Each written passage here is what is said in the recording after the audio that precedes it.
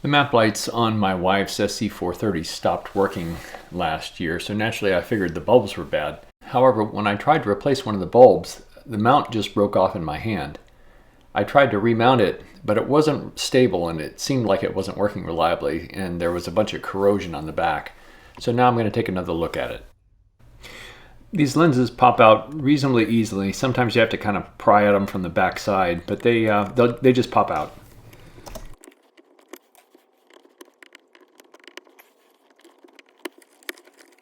Okay, with the lenses out, they're just two screws that affix this whole assembly to the roof.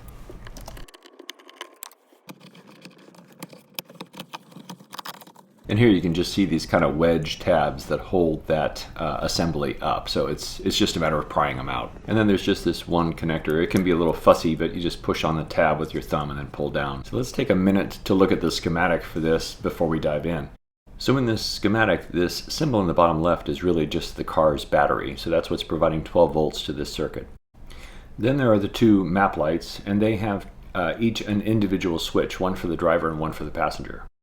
So then there's the door switch, it's this one in the middle. And so when you open the door of the car, then this switch will allow both lights to light up.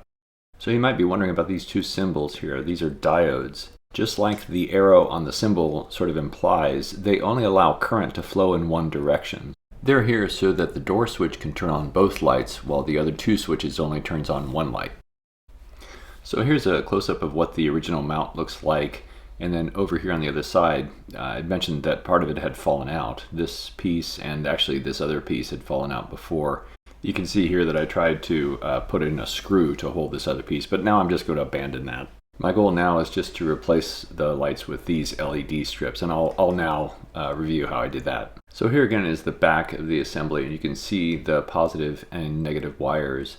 One thing to note here is that sort of by convention, the tip end of the bulb is usually the positive, but they have it wired differently.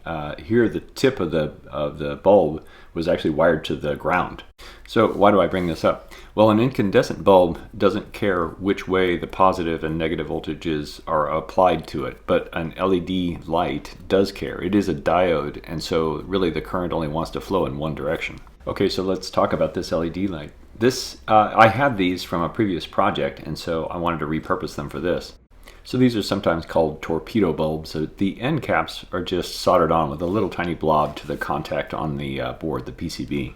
So I just briefly touched them with the tip of the soldering iron, and the caps just popped right off, which is what I really wanted. So then here's the back side of that LED PCB. I'm just putting a little bit of solder on the pads, and then I'll just attach red and black wires to the positive and negative terminals. So now I'm just going to thread those wires through the front of the enclosure to the back so that I can solder them on. You might be asking why I'm soldering these in instead of just putting in bulbs. I really don't think that I'm ever going to have to replace these LED bulbs because they're going to last for the life of the car. So it can be a sort of a permanent installation. So I scuffed up these connectors a little bit so it'd be a little easier for them to take solder, and then I put on some flux, and now I'm just soldering those two wires in place. So it's a little cheesy, but in the end I ended up putting up a little bit of tape on the back of the boards just in case it touches anything. It's possible it could short out.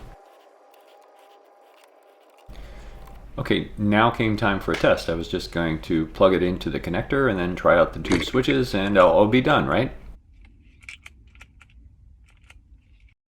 So you remember that door switch from a few minutes ago? Well, turns out that doesn't work. Okay, so back to the bench. So again, this is the back of the unit. This right here is the switch, but sitting on top of it is the HomeLink unit. This is the thing that allows you to open your garage door. So even if I don't remove that HomeLink unit, if I tip the whole assembly here, I can see the side of the switch.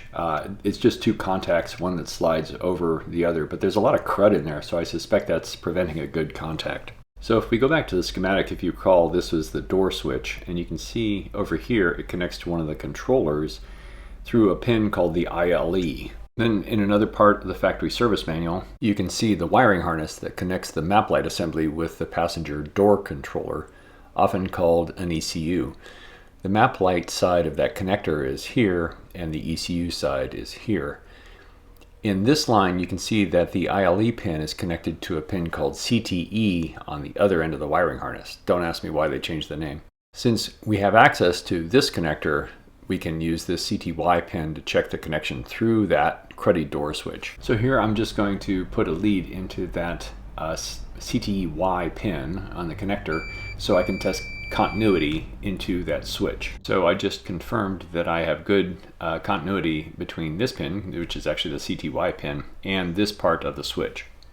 So now I'll just make sure that that switch is closed, and now I'll try and test continuity through the switch over to where those diodes tie together. And you can see that there's no continuity, there's no connection.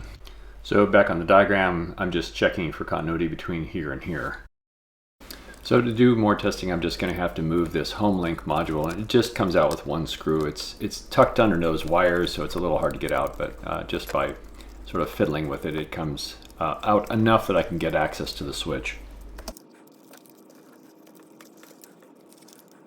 So here I'm redoing that test, but now I have better access to the contacts. So first I'll just try it on the pad, and there should be, this is not going through the switch, but the continuity is not great. I can sort of get a contact, but it's sort of flaky. And then here I try the same thing on the other side, and it's similar results. I get some connection, but it's not great. So now I'll try it with the switch closed. And I don't get continuity through the switch. So now it's just time to take the switch apart, just pull this contact off and see if I can clean things up. So I'll just use a combination of isopropyl alcohol and sandpaper and a little bit of a file just to try and clean off the contacts and see how it goes.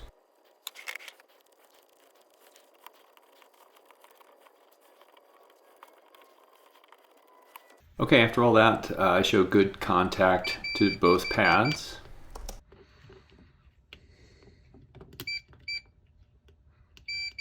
So now the switch contact goes back in. And now for the moment of truth, where I'm going to test across the switch, and everything's good. It's good continuity. Okay, so now I just have to put that home link module back in and screw it in. And then I'll do one final check of the switch.